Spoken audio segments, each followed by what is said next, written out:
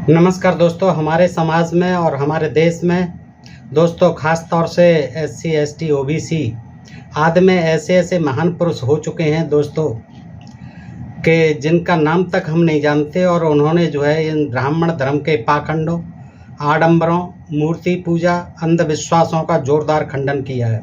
लेकिन दोस्तों ये दुर्भाग्य का विषय है, चूँकि इनका इतिहास कभी नहीं लिखा गया और ब्राह्मणवादियों ने अपने ही लोगों का जो है बढ़ा चढ़ के इतिहास लिखा दोस्तों। और जो कुछ भी लिखा गया वो हमारा बिल्कुल जो है अंधकार में पड़ा हुआ था, कहीं उसका अता पता नहीं था। लेकिन आज जब हम लोग पढ़े लिखे हो गए तो अपने महान पुरुषों का हम जीवन चरित्र जो है आगे लाते हैं, छपवाते हैं। लेकिन आज भी हमारे बंधुओं को उनको पढ़ने की फुर्सत नहीं है और ना ही वो उनके बारे में ज़्यादा जानते हैं। दोस्तों आज एक ऐसा ही नायक है हमारे OBC समाज में पैदा हुआ, जिसका नाम भी आप लोगों ने बहुत कम सुना होगा, लेकिन उनका काम बहुत बड़ा रहा और उन्होंने समाज के सुधार के लिए अपना तन मन धन सब कुछ कुर्बान कर दिया। दोस्तों ऐसे ही थे हमारे महान नायक सर छोटू राम जी। छोटू राम जी के बारे में आप लोगों ने शायद ही, मैं समझता हूँ 10% लोगों ने भी नहीं सुना होगा, लेकिन उनका काम इतना विशाल था कि आज जब हम पढ़ेंगे तो हमारे जो है रोम रोम खिल जाएगा कि ऐसे भी महान पुरुष हमारे समाज में हुए, जिन्होंने हमारे समाज के उत्थान के लिए, जागरण के लिए अपना जीवन बलिदान कर दिया दोस्तों। तो आज हम देखेंगे ये सर छोटू राम जी। संक्षेप में पहले देख लेते हैं इनका जीवन परिचय दोस्तों। और ये विडंबना है कि अपनी अपनी जाति के लोगों को ही लोग जो है महत्व देते हैं, उन्हीं का चरण वंदन करते हैं, लेकिन ये महान पुरुष किसी जाति में नहीं बांधे जा सकते, किसी भी जाति में उनको जो है नहीं बांध के रखा जा सकता दोस्तों। और ऐसा किया जाता है तो ये उस समाज का उनके प्रति घोर अपमान है और घोर निंदनीय काम है दोस्तों। चूँकि इन्होंने जो काम किया केवल एक जाति समाज जिसमें वे पैदा हुए उसके लिए नहीं किया, उन्होंने सारे राष्ट्र को अपना जीवन समर्पित किया और उसके उद्धार के लिए और समानता के लिए। जो छुआछूत, ऊंच नीच आदि थी और कर्म कांडों में किस प्रकार हमारे समाज को उलझा के रखा ब्राह्मणवादियों ने, उसका जोरदार खंडन किया है। ऐसे ही महान पुरुषों में से एक हैं हमारे सर छोटू राम जी। आज मैं उनके बारे में बताता हूं दोस्तों। बड़ा ही रोचक प्रसंग है। देखिए कि वो ब्राह्मणवाद की किस तरह से घोर निंदा करते थे। जितने भी कर्मकांड हैं वो जो है उनसे सत्संग करते थे, शास्त्रार्थ करते थे और उनको हरा देते थे अपने जो है तर्कों के द्वारा। तो बड़े ही मानवतावादी, बुद्धिवादी विचारों के हमारे जो है जनक थे, प्रचारक थे सर छोटू राम जी। और मैं उनके संक्षेप में बता दूं आपको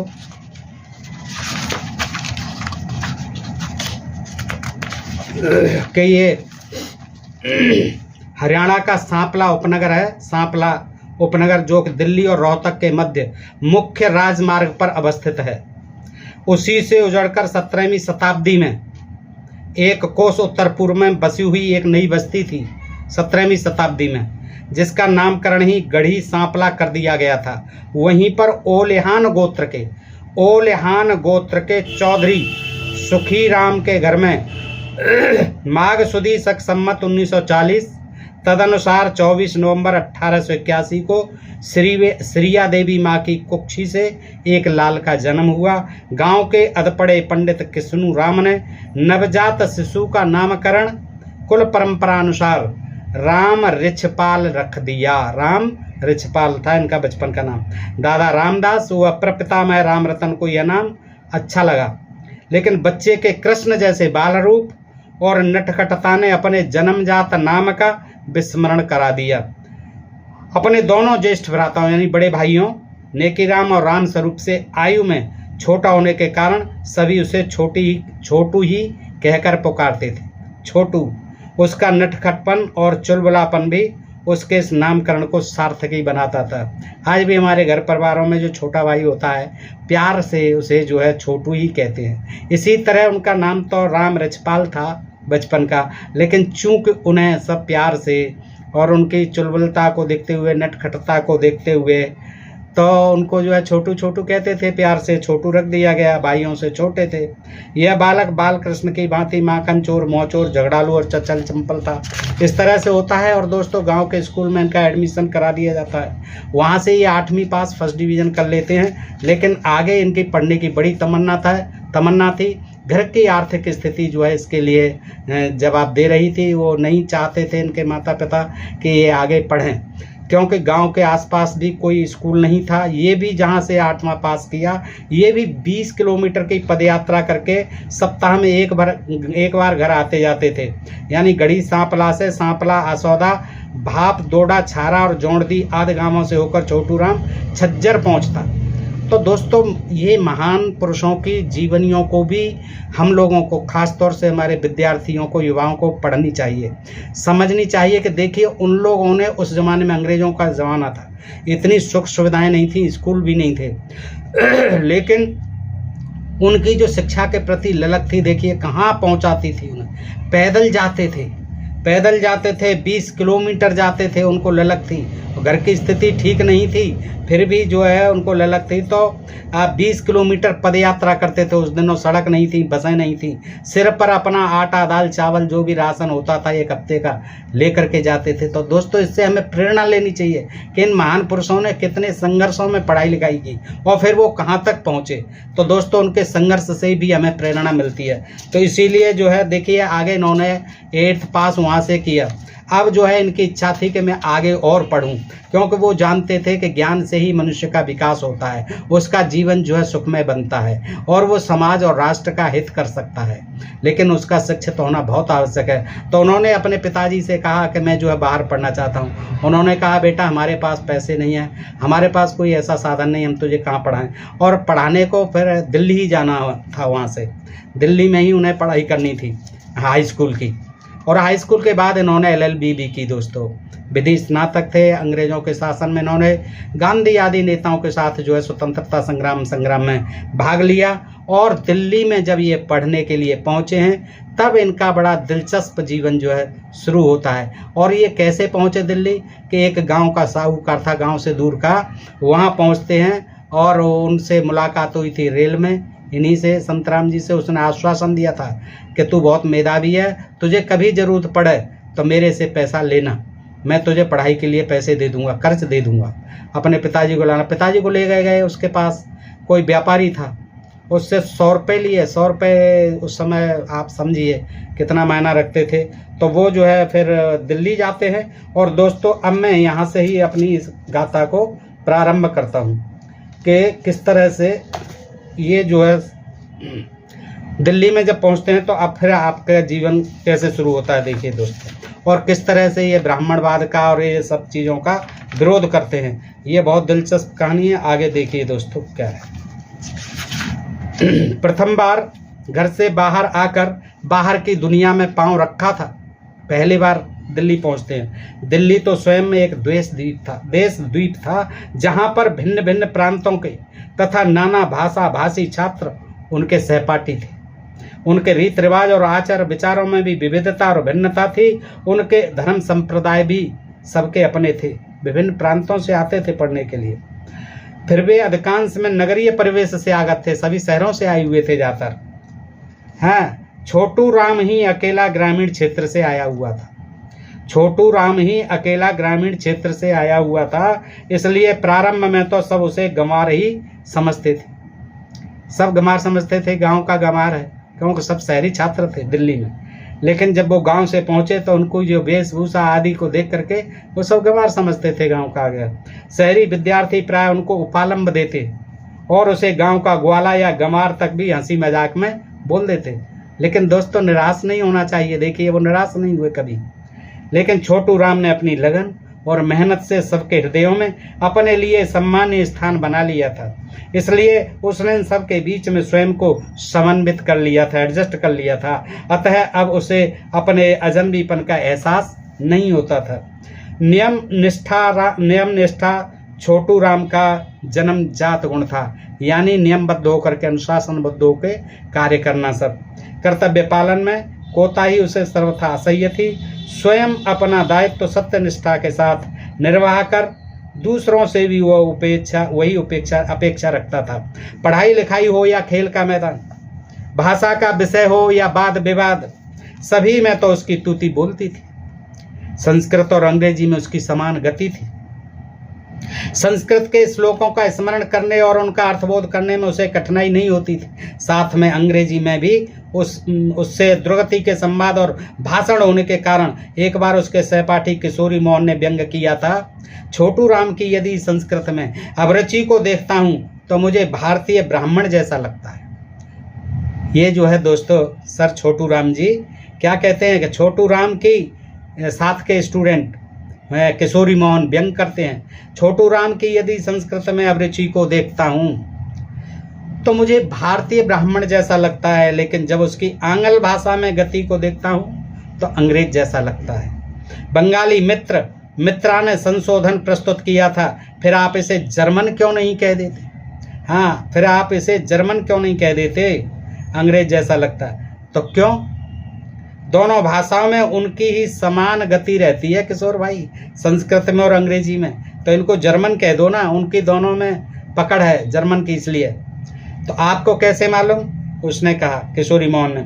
अरे देखते नहीं है, कार्ल मार्क्स ने, जर्मन के थे, अपनी आत्म संस्कृतियों में यह उल्लेख किया है कि यदि जर्मनी का तत्व चिंतन देखना है तो भारतीय ब्राह्मणों को देखो। जर्मनी का तत्व चिंतन देखना है, आध्यात्मिक चिंतन देखना है तो भारतीय ब्राह्मणों को देखो, और यदि उनका जुझारूपन देखना है भारतीयों का तो यहाँ के जर्मनी वालों का जुझारूपन देखना है तो यहाँ के जाटों में देखो। सर छोटू राम जी जाट थे, गरीब फैमिली से थे। दोस्तों आगे देखिए कितना दिलचस्प और रोचक है उनका, देखिए किस तरह से वर्णन किया गया है। फिर तो छोटू राम में ब्रह्म और क्षत्र तेज का सम्मिश्रण रहा, ब्राह्मणत्व का और क्षत्रियत्व का। तभी छोटू राम ने स्वयं स्पष्टीकरण दिया। क्या बोले? भाई लोगों, मुझे जर्मन या अंग्रेज क्यों बनाते हो? मुझे तो तुम हिंदुस्तानी ही रहने दो। हालांकि यह वस्तुतः सत्य है कि भारत में सभी रक्त वंश के व्यक्ति विद्यमान हैं। शक, हूण, कुषाण जन कहाँ के तमाम आए, तुर्क और मुगल, डच, वैज्ञानिक, पुर्तगाली, मुगल, ये यहाँ सब रच बस गए।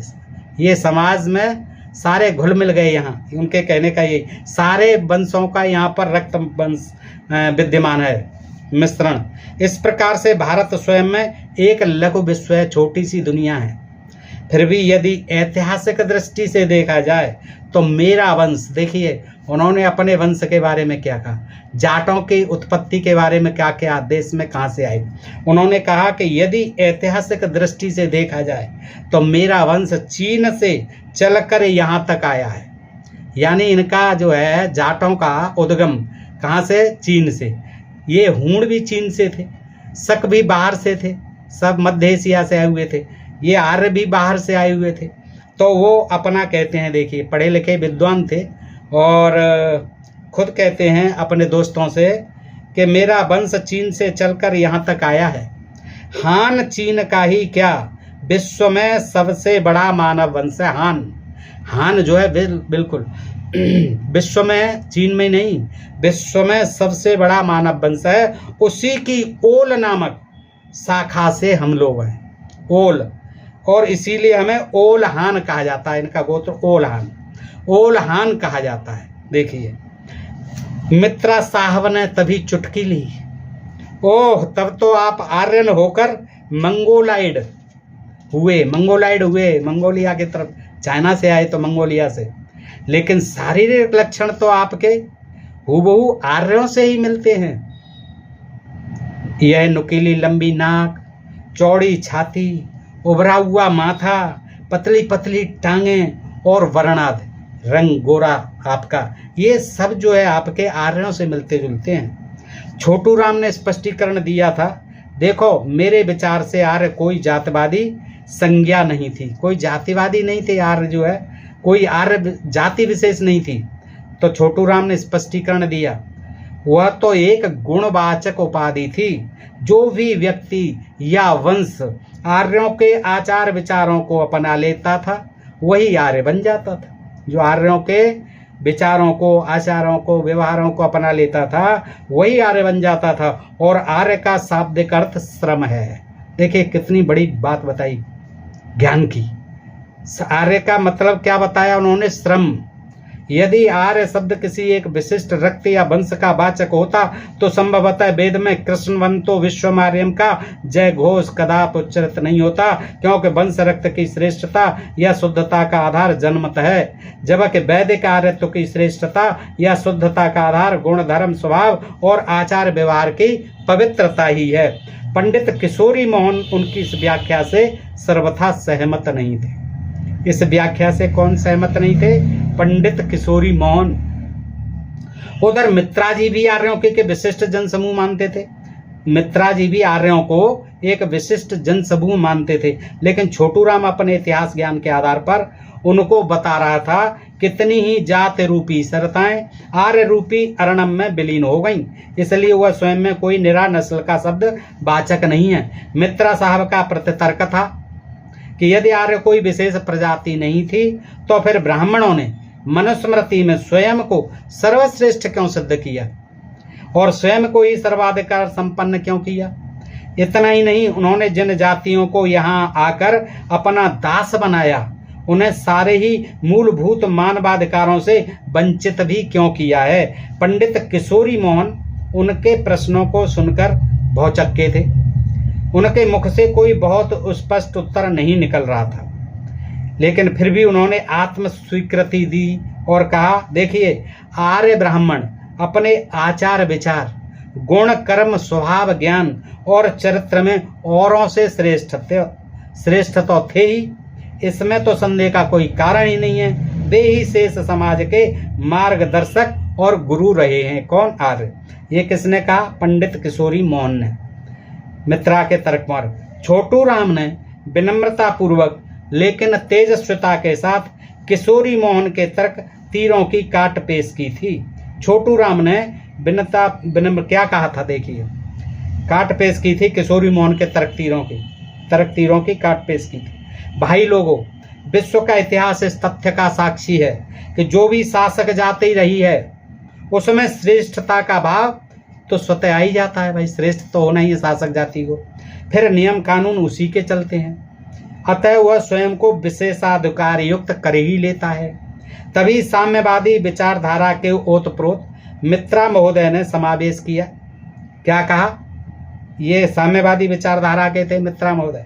बोले, छोटू राम तुम्हारी बात भी अपनी जगह पर सही हो सकती है, लेकिन किशोरी मोहन के अनुसार जहां तक ब्राह्मणों की जन्मजात श्रेष्ठता या योग्यता का प्रश्न है, उस विषय में मेरी तो मान्यता यह है कि वह समाज के कार्य विभाजन का परिणाम है, क्योंकि वर्ण व्यवस्था में शीर्ष स्थान पर समीचीन होने के कारण ब्राह्मण उसी प्रकार के शारीरिक श्रम से बचा रहा। ये श्रम विभाजन था, इसमें बड़ी चतुराई से वर्ण व्यवस्था क्या थी? श्रम विभाजन। इसमें जो है ब्राह्मण को कुछ नहीं करना था और जो सबसे नीचे का वर्ग था उसको सबसे ज्यादा श्रम करना था।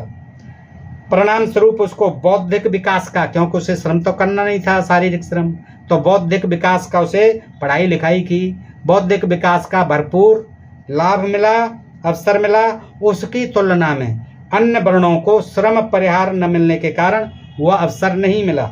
इसलिए मेरी तो मान्यता है कि जन्मजात योग्यता जैसी कोई चीज नहीं है, वह अवसर की उपलब्धता का ही परिणाम है। जन्म से कोई बुद्धिमान या मूर्ख, बलशाली या दुर्बल बनके धनी या गरीब ये बनके नहीं आता है। ये सब यहाँ अवसर की उपलब्धता, जिसको भी अवसर मिलेगा। आज SC ST OBC के लोगों को अवसर मिल रहा है तो वो निश्चित तौर पर बहुत आगे बढ़ रहे हैं। ये अवसर की उपलब्धता है। श्रम विभाजन जो है ये जो है ब्राह्मणवाद है, यही वर्ण व्यवस्था का जनक है, क्योंकि इसमें एक वर्ग को जो है बैठे बिठाए खाने का अवसर परजीवी की तरह मिला, दूसरे लोगों को अथक परिश्रम करके खाने को बड़ी मुश्किल से मिला।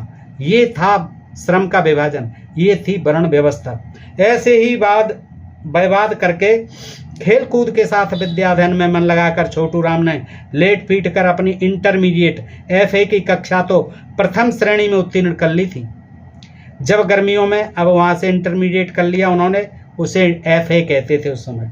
जब गर्मियों में परीक्षा देने के बाद जून के दिनों में घर गांव गया तो सारे ही परिवार वालों ने आगे पढ़ाने से हाथ खड़े कर दिए। ठीक है भैया, इंटर कर लिया दिल्ली से, अब हम नहीं पढ़ा पाएंगे, क्योंकि अकाल की, उस समय अकाल पड़ा था, अकाल की परछाई गहरा गई थी। पिछले कई वर्षों से फसल हो नहीं रही थी, उपज होती तो उसकी ढुलाई का कार्य भी मिलता। इसलिए चौधरी सुखीराम का वह छोटा सा व्यापार भी वर्षा ऋतु की नदी की भांति सूख गया था। जब जुलाई में कॉलेज में क्लास प्रारंभ होने पर छोटू राम कॉलेज में नहीं पहुंचे तो उसके प्राचार्य महोदय एवं कक्षा प्रभारी को बड़ी चिंता हुई कि भाई छोटू क्यों नहीं आया।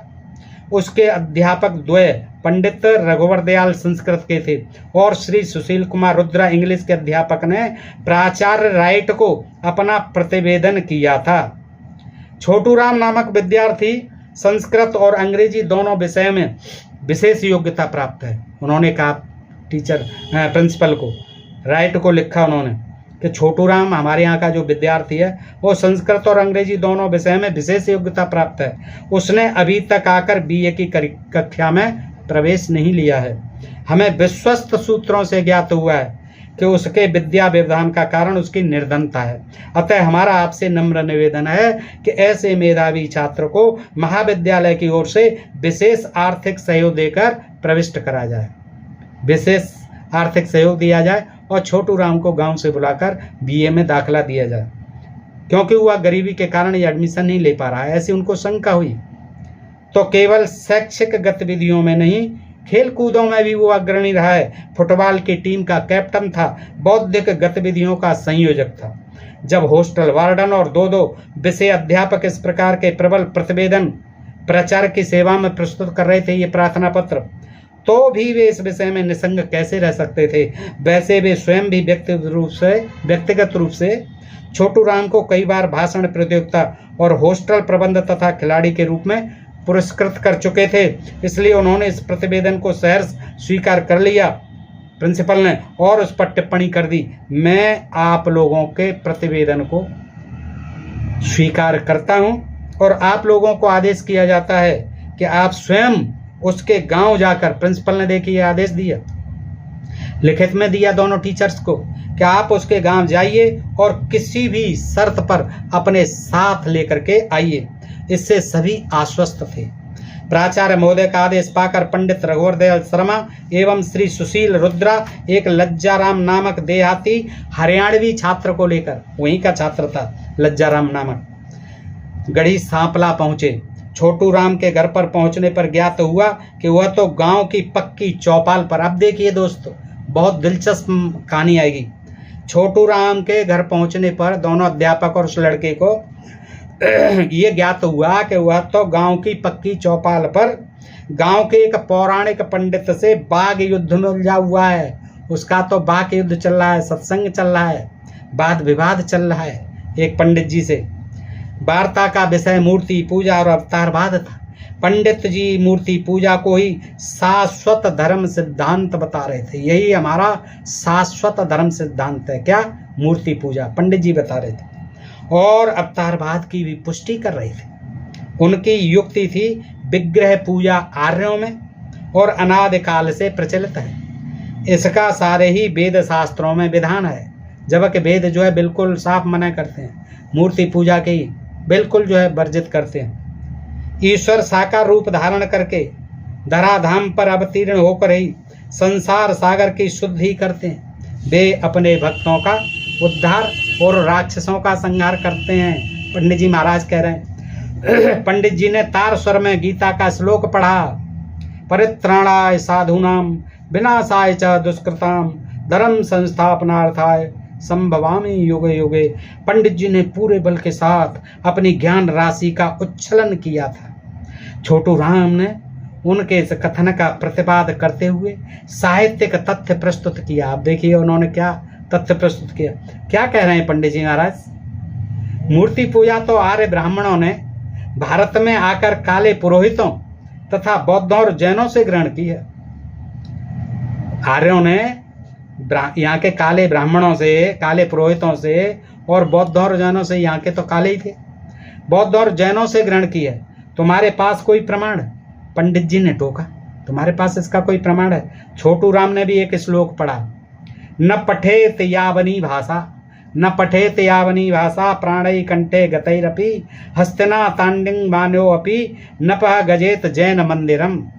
अब तो पंडित जी को लेने देने के पड़ गए, क्योंकि छोटू राम ने मियाँ की जूती मियाँ के सिर वाली बात की थी। उसने क्या कहा? उनका कहने का था कि यवनी भाषा कभी मत पढ़िए, प्राणा यदि संकट में भी पड़ जाए, हाथी से कुचलने की भी नौबत आ जाए, लेकिन जैन मंदिर में मत जाना। उन्होंने कहा देखिए जो है आपके ग्रंथों में ये भी लिखा हुआ है, आपके ग्रंथों में ये भी लिखा हुआ है कि कभी मलेच्छों की भाषा यवनी भाषा नहीं पढ़नी है, और चाहे प्राण कंठ में आ जाए, चाहे दम निकल जाए, हाथी जो है चला आ रहा हो उससे कुचलने की प्रबल संभावना हो, कुचल जाओ, लेकिन पास में प्राण बचाने के लिए किसी जैन मंदिर में मत घुसना, ये महापाप का काम है। तो अब तो पंडित जी को लेने के देने पड़ गए, क्योंकि छोटी राम ने मियाँ की जूती मियाँ के सिर वाली बात की थी। फिर भी पंडित जी ने गिरकर भी स्वयं को संभालते हुए जोड़ा। अवतार लेकर तो भगवान भक्तों के भवबंधनों को मानव लीला करके काटते ही हैं। जब वे अवतार धारण करते हैं मनुज देह धारण करके, तो उनके देहांतरण के बाद उनकी आकार या विग्रह पूजा में कौन सी बुराई है छोटू राम? अरे वो तो अवतार लेते हैं, मनुष्यों का उद्धार करते हैं, देह रख करके आते हैं, तो फिर उनकी मूर्ति पूजा में क्या बुराई है छोटू राम? प्रश्न गंभीर होता जा रहा था, तर्क के तीर तीक्ष्ण होते जा रहे थे। अब की बार पंडित जी ने 2 फल वाले तर्क तीर का प्रयोग किया था, जिससे अवतारवाद और मूर्ति पूजा दोनों की ही पुष्टि अनोन्य आश्रित भाव से हो रही थी। फिर भी छोटू राम ने अपने नुकीली नोकों वाले सरों से पंडित जी का मर्म भेद कर डाला। बोले, उसका प्रतरक था छोटू राम का, वेद शास्त्रों में ईश्वर को सब जगह अनादि और अजन्मा और अक्षर अव्यय लिखा है, इसलिए उसके अवतार धारण करने का, शरीर धारण करके आने का कोई प्रश्न ही नहीं उठता पंडित जी, क्योंकि वेदों में ईश्वर को सर्वत्र अजर अमर और अजन्मा अव्यय लिखा हुआ। यदि अवतारवाद और प्रतिमा पूजन वेद निहित नहीं है तो इनका प्रचालन क्यों कर हुआ भाई? अब की बार पंडित जी ने हरियाणवी शैली में अपने पांडित्य का प्रदर्शन करते हुए प्रश्न फेंका कि अवतार और प्रतिपूजन यदि प्रतिमा पूजन वेदों में निहित नहीं है, वेदों में नहीं लिखा है, तो इनका प्रचलन कैसे हो गया?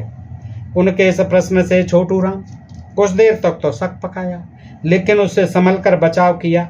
देखो पंडित जी, मानव का यह स्वभाव है कि जो वस्तु उसके लिए स्वार्थ साधक और अनुकूल होती है, जिससे उसका मतलब सिद्ध होता है, स्वार्थ सिद्ध होता है, और जो अपने अनुकूल होती है, जिससे जीविका चलती है, जिससे व्यापार चलता है, उसे वह ग्रहण कर लेता है।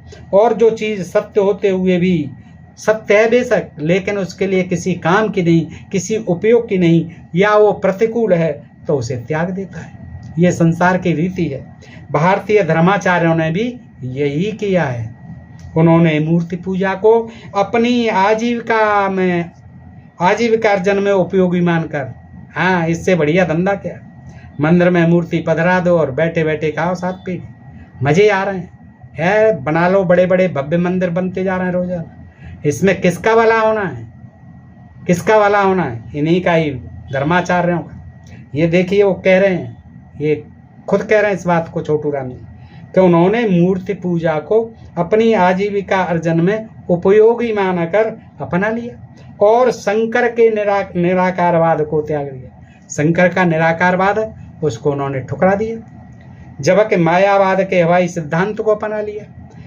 ये मूर्ति पूजा और अवतारवाद के सिद्धांत हिंदू जाति को कमजोर और कायर करने वाले हैं पंडित जी। इन्हीं से ही हिंदू कायर हुआ और कमजोर हुआ और हजारों साल गुलाम रहा। ये छोटू राम जी ने कहा कि ये तुम्हारे मूर्ति पूजा और अवतारवाद के सिद्धांत हिंदू जाति को कमजोर और कायर बनाने वाले हैं। पंडित जी उसके उत्तर से झेंप गए। दोनों अध्यापक गण जो आए थे दिल्ली से, चौपाल की सीढ़ियों पर खड़े खड़े अपने पट शिष्य की तर्कणा और बाक पटुता पर मुग्ध होकर मुस्कुरा रहे थे। वाह, यहाँ भी छोटू राम जी अपनी क्या तर्कशीलता से, बाक पटुता से क्या विचित्र जो है विवाद कर रहे हैं, क्या अपना ज्ञान जो है देखिए पंडित जी को दे रहे हैं। जैसे युद्ध में योद्धा गिरकर भी संभल कर खड़ा होकर अपने तन पर लगी हुई धूल को झाड़ पहुंचकर फिर आक्रमण करता है, उसी प्रकार से पंडित टीकाराम ने पूछ ही लिया। फिर उन्होंने हार नहीं मारी, पंडित जी ने झाड़ पहुंच करके जैसे योद्धा खड़ा हो जाता है खड़े हो गए और फिर बोले, उनसे हिंदू जाति का हित ही हुआ है भाई। जो हमारे अवतारवाद के सिद्धांत हैं, जो मूर्ति पूजा के, इनसे तुम कह रहे हो कमजोर हुए, कायर हुए, नहीं, उनसे हमारे हिंदू जाति का बहुत हित हुआ है भाई। मूर्तियों के बहाने से ही तो धर्म और भक्ति की धारा अब तक बह रही है, नहीं तो वह कभी की सूख जाती। हाँ, मूर्ति पूजा के सहारे ही तो ये भक्ति की धारा अब तक बह रही है, नहीं तो कब की सूख जाती। हमारे अवतारों ने समय समय पर आकर मृत जाति में यानी मृत हिंदू जाति में संजीवनी का संचार किया है। छोटू राम भी बाक युद्ध में तत्पर था। वो अपने से बड़े होने के कारण तथा ब्राह्मण होने के कारण पंडित जी के सम्मुख अधिक नहीं बोलना चाहता था, लेकिन युद्ध या वाद विवाद का अंत इतनी आसानी से कब होता है, क्योंकि बात में से बात निकलती है, बात का फिर बतंगड़ बनता है। न चाहते हुए भी छोटू राम को मूर्ति पूजा और अवतारवाद के कुपरिणामों का यानी बुरे परिणामों का खुलासा पंडित जी के समक्ष करना ही पड़ा था। उसने पंडित जी को प्रबोधित किया था। पंडित जी महाराज का था। इस अवतारवाद के सिद्धांत ने हिंदू जाति को अवतारों के रहमो करोम पर रखकर उसे निर्मल और निर्वीर्य ही बनाया है। एक और अबाध रूप से तीर्थों में देव धामों का विकराल विध्वंस हो रहा था, मंदिरों का विध्वंस हो रहा था, देव विग्रहों का, देव मूर्तियों का घोर अपमान हो रहा था, उनको तोड़ा जा रहा था, उनका अंग भंग किया जा रहा था। और दूसरी ओर हमारे पंडे पुजारी बजाय संघर्ष करने के घंटे घड़ियाल बजाकर मंदिरों में राम और कृष्ण के नाम की दुहाई दे रहे थे, उनका कीर्तन कर रहे थे, उनका जाप कर रहे थे, और एक और जो है आकर के आक्रांता तोड़ रहे थे, मंदिरों मूर्तियों को तोड़ रहे थे। भगवान और भाग्य में असीमित आस्था ने हिंदू जाति को पराश्रित और परजीवी बनाया है। देखिए क्या भगवान और भाग्य के कारण ये जो पाठ पढ़ाया गया कि भगवान के भरोसे रहो, भाग्य के भरोसे रहो, जो भगवान करेगा वो होगा, जो भाग्य में लिखा है वो होगा, उससे ज़्यादा कुछ नहीं होना है। ये नीची जाति में जन्म लेना आपके भाग्य में लिखा हुआ पूर्व जन्मों का संस्कार है। उच्च जाति में जन्म लिया, पूर्व जन्मों के अच्छे कर्म थे, अच्छा संस्कार था। तो ये जो है, जो आपने भगवान और भाग्य में जो असीमित आस्था लोगों के दिलों में जगा दी है पंडित जी महाराज, उसने हिंदू जाति को पराश्रित, दूसरों के आश्रित और परजीवी बनाया है। इसलिए तो पंडित जी हमारी गुलामी और गरीबी की फहरिस्त इतनी बड़ी और लंबी चौड़ी है। हजारों साल की गुलामी, गरीबी, ये किस कारण है कि असीमित आस्था भगवान और भाग्य में, यही हिंदू जाति को पराश्रित और परजीवी बनाती है। छोटू राम के तर्क तीरों से पंडित जी मर्माहत उठे थे, बेचैन हो गए, व्याकुल हो गए। इसलिए उन्होंने मानो कराहते हुए कैफियत दी थी, भाई देश की गरीबी और गुलामी का संबंध धर्म से क्या है, या धर्म से क्या लेना देना गरीबी का और गुलामी का। छोटू राम, उनके नेत्र आरक्त उठे, लाल लाल नेत्र हो गए पंडित जी के, तिलक तिरछा पड़ गया था, भौएं भंगिमा कुटल हो गई थी, भौएं तन गई थी। पंडित जी महाराज किसी भी समाज के धर्म चिंतन का प्रभाव, छोटू राम जी आगे बोले, पंडित जी महाराज किसी भी समाज के धर्म चिंतन का प्रभाव उसकी जीवन शैली पर पड़ता ही है। यदि हमारे धर्माचार्यों ने हमें शत्रु से संघर्ष करना सिखाया होता और हमने संगठित रूप से विदेशियों का सामुख्य यानी मुकाबला किया होता, तो कोई कारण नहीं था कि हम आज तक पराधीन होते, क्योंकि उस समय अंग्रेजों के पराधीन थे। तो क्या कहा उन्होंने कि यदि हमारे धर्माचार्यों ने शत्रु से हमें संघर्ष करना सिखाया होता, बजाय भगवान और भाग्य के भरोसे, बजाय ये राम कृष्ण देवी देवताओं के जप तप कीर्तन करने के बदले अगर हमें धर्माचार्यों ने शत्रुओं से टक्कर लेना, उनसे युद्ध करना सिखाया होता, एकमात्र केवल क्षत्रिय के अलावा आपने नहीं सिखाया किसी को, अन्यथा हमें सिखाया होता तो फिर कोई कारण नहीं था। इतना विशाल देश, इतनी जनसंख्या शुरू से कि हम आज तक फिर पराधीन नहीं होते। इसी प्रकार जागतिक जीवन में भी, हमारे ये संसारिक जीवन में भी हमारे धर्म दर्शन ने हमें निष्क्रियता का ही पाठ पढ़ाया है। बस कुछ मत करो, निकम्मे बन जाओ, भगवान का जप करो, तप करो, तीर्थ करो, दर्शन करो, ये करो, पाखंड करो, ये अंधविश्वास, ये सब में ही फंसा के रख दिया आपने, है। यही हमें निष्क्रियता बना देती है, निकम्मा बना दे। दैव दैव आलसी पुकारा, कायर मन कर हे कदारा, है जो हमारी तकदीर में भैया ऐसा ही लगा, जो लिखा होगा वो मिल ही जाएगा, इससे ज़्यादा हमें कुछ नहीं मिलना। यही सिखाया आपने, यही पढ़ाया है। उसी का परिणाम तो ये भयंकर गरीबी है। भीख मांगना सिखा दिया, मांगो किसी के नाम पर मांगो, गाय के नाम पर मांगो, देवी देवताओं के नाम पर मांगो, मंदिर मठ बना कर मांगो, चाहे जहाँ भगवा कपड़े रंग बिरंगे कपड़े रख के, तिलक छापे, माला संग, ये बेस बना करके मांगो। और गरीबी इसी का कारण है। जहाँ गरीबी होगी वहाँ मांगने वालों की संख्या बहुत होगी। यही हमारे गरीबी का कारण रहा कि देश के लोगों को निकम्मा बना के रख दिया, देव के भरोसे, भगवान के भरोसे बना कर रख दिया। आप धर्म के विषय में, अब पंडित जी बोले, आप धर्म के विषय में राजनीति को नाहक क्यों घुसेड़ रहे हो छोटू? जब शास्त्र चर्चा चल रही है तो उसी की बात करो, इधर उधर की बात मत हाँको। पंडित जी ने जैसे एक प्रकार से अपने प्रतिपक्षी को नियम विरुद्ध खेलने का आरोप लगाकर मैदान से बाहर करने की चेतावनी दे डाली थी। छोटू राम ने दोनों का समवायी संबंध दिखाते हुए जोड़ा था, राजनीति का और धर्म का। क्या कहा था पंडित जी? आखिर आदमी धरती यानी देश में रहता है, धरती पर रहता है, खाता है, पीता है, समाज में उठता बैठता है, लेकिन ये तुम्हारे धर्म दर्शन तो आपकी धरती पर पांव ही नहीं रखने देते। आपके लिए तो देश और समाज बाह्यात बातें हैं, कोई मायने नहीं रखते। आपके लिए देश और समाज केवल धर्म धर्म धर्म। आप लोगों ने कभी इस देश की दशा को सुधारने का प्रयास क्यों नहीं किया? इस देश के बारे में क्यों नहीं सोचा? क्यों हमारा देश गुलाम है? क्यों हमारा देश गरीब है? क्यों हमारा देश अशिक्षित है? क्यों हमारा देश दुनिया में पिछड़ा है? क्यों नहीं कभी ऐसा सोचा? क्यों नहीं लोगों को इसके कारण बताए? क्यों नहीं आपने उनको जो है आजीविका चलाने के तमाम साधन सिखाए हैं? वो इसलिए कि आप लोग केवल तन से ही यहाँ पर रहते हैं। देखिए कितनी कट सच्ची बात कह दी कि आपने कभी देश के लिए और समाज के लिए नहीं सोचा। आपके लिए तो देश और समाज ये बाह्य बातें हैं। आप लोगों ने यानी ब्राह्मण लोगों ने कभी इस देश दशा को सुधारने का प्रयास क्यों नहीं किया? वह इसलिए नहीं किया क्योंकि आप लोग केवल तन से ही यहाँ पर रहते हैं। मन तो आपको स्वर्ग नरक की चौकड़ियाँ भरता है।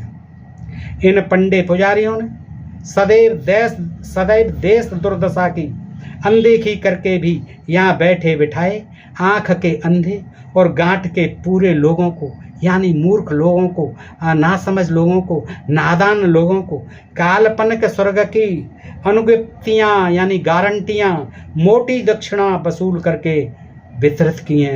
हाँ स्वर्ग मिलेगा, ये यज्ञ कराओ, ये जप कराओ, ये तप कराओ, ये दान दक्षिणा दो, ये आपको स्वर्ग जो है गारंटी से मिलेगा। तो पंडित जी महाराज आपने क्या किया? देश की दुर्दशा की ओर आपका कोई ध्यान नहीं, किसी की गरीबी या दुख की तरफ आपका कोई ध्यान नहीं रहा कभी। आपको तो केवल जो आँख के अंधे और गांठ के पूरे अंधविश्वासी लोग, अनपढ़ लोग, जाहिल लोग, नादान लोग, मूर्ख लोग, उनको बैठे बिठाए क्या स्वर्ग नरक की गारंटी सिखाई। स्वर्ग मिलेगा गारंटी से, सीट रिजर्व हो जाएगी। इसीलिए तो आज हमारी ये दुर्दशा हो रही है। पंडित जी महाराज आप विषय से भटक गए हैं छोटू, पंडित जी बोले। कहकर पंडित जी ने अपनी झेप मिटाई और आगे वार्तालाप करने में अपनी अरुचि प्रकट करने लगे। अरे छोड़ यार छोटू राम, तेरी समझ में बात आएगी नहीं। विषय से भटक गया। जैसे ही छोटू राम का उधर से ध्यान हटा तो उसकी दृष्टि अपने गुरुद्वय पर पड़ी। ऐसे कहा तो वो 2 गुरु खड़े हुए थे। अब उनका ध्यान उधर गया छोटू राम जी का, जो दिल्ली से आए हुए थे। उसने खड़े होकर उनकी चरण वंदना की थी और उन्हें सम्मान सहित घर लाकर बैठाया था और उनकी सेवा शुश्रूषा की थी और शुभागमन का कारण भी पूछा था। तो दोस्तों, हम इस प्रसंग को यहीं विराम देते हैं और आपसे जानना चाहते हैं कि आपको यह प्रसंग कैसा लगा। दोस्तों, आपको इससे निश्चित ही सर छोटू राम जी के जीवन से प्रेरणा मिली होगी और ये आप प्रेरणा लेकर के आप भी आगे बढ़ सकते हैं। गरीबी कोई मायने नहीं रखती। अगर आपको आगे बढ़ना है तो आपकी गरीबी कोई भी झंझट नहीं पैदा कर सकती। आप बढ़िए, अगर आप में आत्मविश्वास है और साहस है तो निश्चित ही आप उन्नति की सीढ़ियों पर चढ़ते चले जाएंगे। सर छोटू राम जी का उदाहरण है और देखिए वो कितने समतावादी थे, समानता की बात करते थे और ब्राह्मण धर्म के इन अंधविश्वास और पाखंड और तमाम अवतारवाद और कर्म कांडों की मूर्ति पूजा का जोरदार खंडन करते थे। दोस्तों, तो हमें ये अनुकरणीय है। ऐसे सर छोटू राम जी को हम अभिवादन करते हैं, कोट कोट नमन करते हैं दोस्तों। और ऐसे महान पुरुषों की जीवनी से हमें अवश्य प्रेरणा लेनी चाहिए। अपने प्रिय चैनल ढोल में पोल को आप सब्सक्राइब करते रहें ताकि हम ऐसे ही ज्ञान भरे प्रसंग आपके सामने लाते रहें। दोस्तों, आप सबका विशेष आभार, नमस्कार, जय हिंद, जय भारत दोस्तों।